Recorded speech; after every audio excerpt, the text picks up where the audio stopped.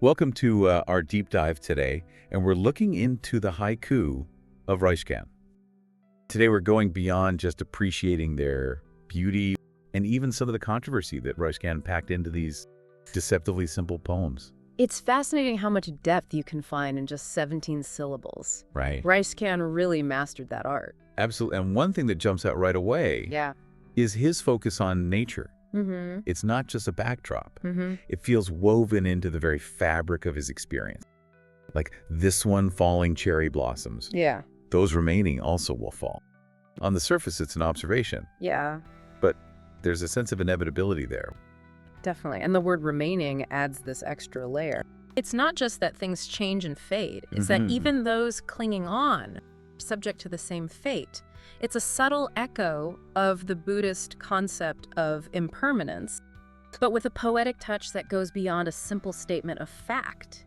It's almost like he's inviting us to contemplate not just the falling blossom, but our own attachment to things that are ultimately fleeting. That's a great point, and this ties into another interesting aspect of Ryōkan's poetry, that almost childlike voice.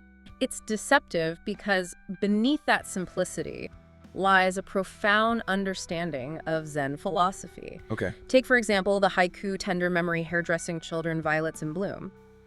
What do you make of the juxtaposition of that memory with the vibrant violets? It makes me think about the continuity of life. Even as we age and memories become more distant, new life and beauty continue to emerge around us. It's like a cycle reminding us that we're part of something larger. And that ties into a core principle of Zen, finding enlightenment in the everyday, the ordinary. Ryōkan doesn't need grand pronouncements or complex metaphors to convey this. He shows us the profound in the simple act of remembering, of observing nature. And he's not afraid to be playful, even a little mischievous in the process. Who else would write a haiku about counting fleas at night? Summer night transforms to daybreak. I count fleas.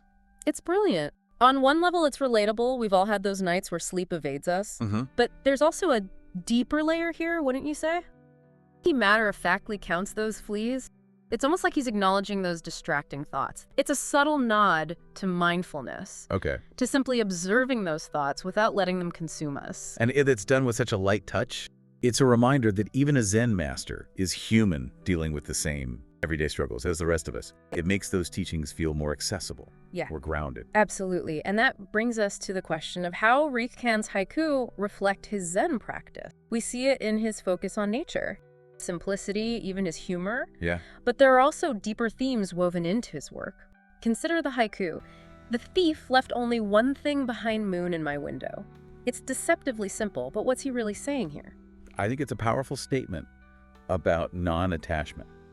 The thief can take material possessions, but he can't touch the moon, which represents something eternal, unchanging.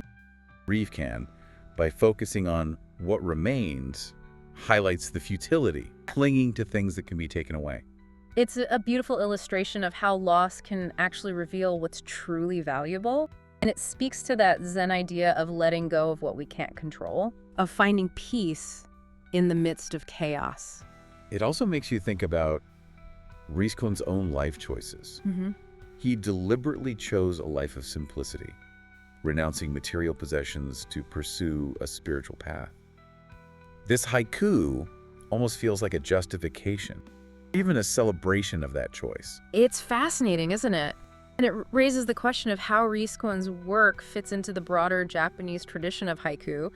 He was writing during the Edo period, a time when haiku was flourishing, but he wasn't bound by convention. He used the form in his own unique way to express his personal spiritual journey and his unconventional lifestyle. He wasn't afraid to push boundaries. And that's part of what makes his work so enduring. He speaks to a universal human experience, joys and sorrows, the beauty and transience of life. But he does it through this very specific cultural lens, rich tradition of haiku that has been refined over centuries. And that brings us to another interesting challenge, translating his work into English. I noticed that multiple translations are provided for some of his haiku, And it makes you realize how much nuance can be lost or gained in the process. Translating haiku is an art in itself. You're not just conveying words. You're trying to capture a feeling, an atmosphere, a whole cultural context. The persimmon picker's testicles look frozen in the autumn wind. It's certainly one of Ryōkan's more, well, let's just say unconventional pieces. It definitely raises eyebrows. And it's precisely that boldness, that willingness to break with convention that makes it so compelling. You wouldn't expect a Zen monk to write about something so well anatomical. It was almost shocking, but then there's this undeniable humor to it. You can practically feel that biting autumn wind, and the image is so vivid, so unexpected. It makes you wonder, what was Ryōkan trying to convey here? On one level, it's a simple observation of nature of the human body's vulnerability to the elements. But there's a deeper layer here, I think. It's a reminder that even those who strive for enlightenment, for transcendence, are still bound by the physical realities of this world. Yeah. Even Zen masters get cold. It humanizes Ryōkan. It reminds us that he wasn't some distant, ethereal figure, but a man who experienced the same basic discomforts as everyone else.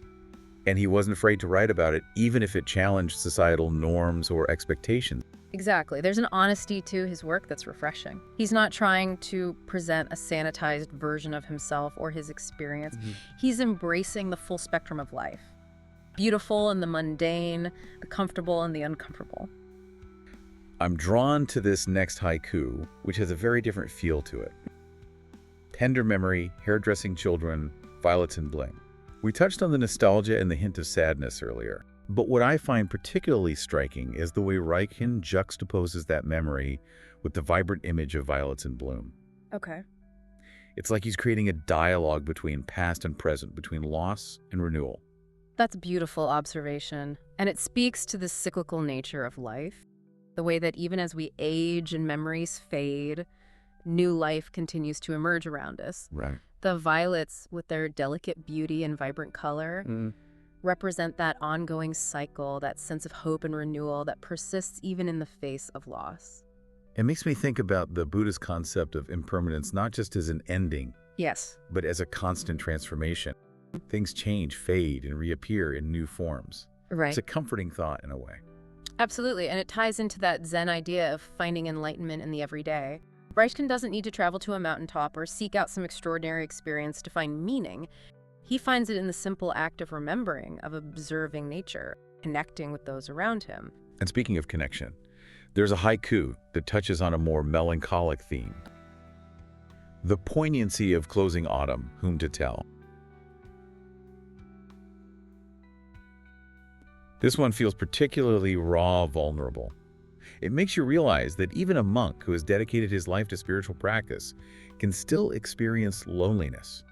It's a powerful reminder that enlightenment doesn't erase our human emotions. Right. We still experience joy and sorrow, longing and connection. What's interesting here is the question itself, whom to tell? It's just a need to share that experience to find someone who understands. It makes me wonder, who was Ryōkan thinking of when he wrote this? Was it a fellow monk? A friend? Someone from his past? Or perhaps he was expressing a more universal longing? A desire to connect with something beyond himself. Okay. Something transcendent. That's a beautiful thought, and it ties into the idea of kensho, a Zen term that refers to a glimpse of enlightenment, a moment of profound insight.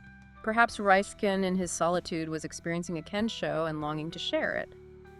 It's fascinating how he uses the imagery of closing autumn to evoke that sense of loneliness. Yeah. Autumn, with its fading colors and falling leaves, is often associated with the sense of loss, of things coming to an end. It's a perfect metaphor for that feeling of isolation, of being alone with your thoughts and emotions. And it's interesting that he doesn't provide an answer to his own question. He leaves it open, inviting the reader to contemplate that longing for connection, Right. to consider who they might turn to in such a moment. It's a powerful invitation, isn't it? It challenges us to think about our own support systems, the people we can confide in, the things that bring us comfort in times of loneliness or despair. And it reminds us that even in solitude, we're not truly alone. Right. There's a shared human experience that connects us all, a recognition that we all grapple with these same emotions. Same existential questions. That's a beautiful way to frame it. Now, I want to shift gears slightly and explore a haiku that feels particularly rich in symbolism. Okay. Tell me of the visit of autumn's dye colors, evening geese. We've talked about Ryōkan's deep connection with nature, and this haiku seems to encapsulate that beautifully. It does, and it's interesting how he personifies the geese, asking them to tell me of the visit of autumn's colors. Right. It's almost as if he's seeking knowledge from these creatures, recognizing their connection to the natural world in a way that he as a human might not fully grasp. And the imagery of autumn's dye colors is so evocative. Yes. It speaks to that sense of transformation, the way nature paints the world in these vibrant hues before winter sets in. It's a reminder of the cyclical nature of life, the way that death and decay are necessary for renewal and rebirth, and the geese with their migratory patterns represent that cycle perfectly. They travel vast distances, witnessing the changing seasons, connecting different parts of the world. They embody that sense of impermanence, of constant movement and change. And by asking them to tell me of the visit, Ryōkan is almost seeking to tap into that wisdom, that understanding of the natural world's rhythms. It's a beautiful expression of his humility. He recognizes that nature holds a wisdom that we can only access if we're open to it. And it ties into that Zen idea of letting go of our ego, recognizing our interconnectedness with all living beings. Ryōkan isn't trying to impose his will on the world. Right. He's seeking harmony with it, trying to understand its language, its rhythms. Especially in a world that often feels dominated by human ego and ambition. Perhaps by cultivating that same sense of humility, that same openness to the wisdom of nature, we can find a more balanced and sustainable way of being in the world. I completely agree, and I think that's one of the most profound takeaways from Ryōkan's work. He invites us to reconnect with nature, to find meaning in the simple things, to recognize our place within the grand scheme of things. It's a message that feels particularly relevant today as we grapple with the consequences of our disconnect from the natural world. Absolutely, and it's a reminder that poetry, even in its most concise forms, can offer profound insights into the human condition and our relationship with the world around us. Now, I want to explore a haiku that touches on a more controversial aspect of Ryōkan's life. Right. His relationship with women. He was a monk, yet he had a deep affection for a nun named Taishin, and their relationship was a source of both joy and scandal. This haiku hints at that complexity. Someone has come once again, remove my bonnet. It's a fascinating choice on the surface. It seems like a simple observation about a social custom.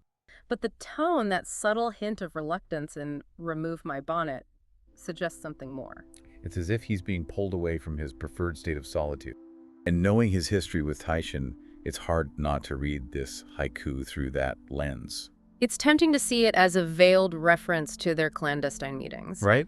The need for secrecy and the societal pressures that weighed on their relationship. It highlights the tension between his monastic vows and his human desires. It's a reminder that even those who dedicate themselves to spiritual paths are still subject to human emotions, to the complexities of love and longing. Ryōkan's life, like his poetry, was full of contradictions. Exactly, and this haiku, with its ambiguity and layered meaning, reflects that beautifully. Right. It invites us to consider the complexities of human relationships, the challenges of balancing societal expectations with personal desires, and the hypocrisy that can sometimes exist within religious institutions. Even spiritual figures are human. Yes. Wrestling with the same desires and dilemmas as the rest of us. Ryōkan doesn't shy away from these complexities. He embraces them, and in doing so, he creates a body of work that feels both deeply personal and universally relatable. And it's that honesty, that willingness to grapple with the messy realities of human existence that makes his poetry so enduring. He's inviting us to contemplate the big questions, to find beauty and meaning in the midst of life's contradictions. It makes me think about the Japanese concept of mono no aware. Yes. That bittersweet awareness of the transience of things. It's not just sadness, Right. but a profound appreciation for the beauty that exists precisely because it's fleeting. He reminds us that enlightenment isn't some distant goal, some unattainable state of being. It's something we can cultivate in the midst of our ordinary lives through simple acts of observation, connection, and gratitude. It's a powerful message, and one that feels particularly relevant today as we navigate a world that often feels chaotic and overwhelming.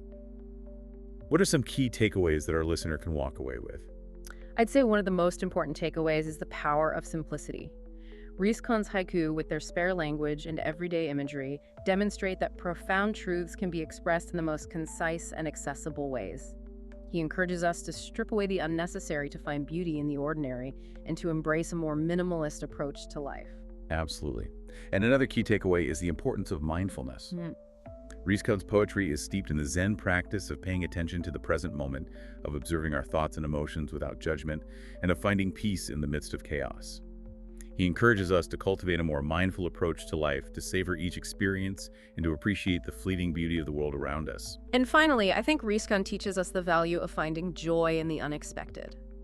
His haiku are full of surprises, from humorous observations to unconventional subject matter. He reminds us to approach life with a sense of playfulness, to find humor in the mundane, and to embrace the unexpected twists and turns that make life so rich and unpredictable. Well said. I hope our listener feels inspired to explore Ryōkan's work further. It's a gift that keeps on giving, offering new insights and perspectives with each reading. I agree. And perhaps like Ryōkan, our listener will find themselves moved to express their own experiences and observations through the art of haiku. What a wonderful thought.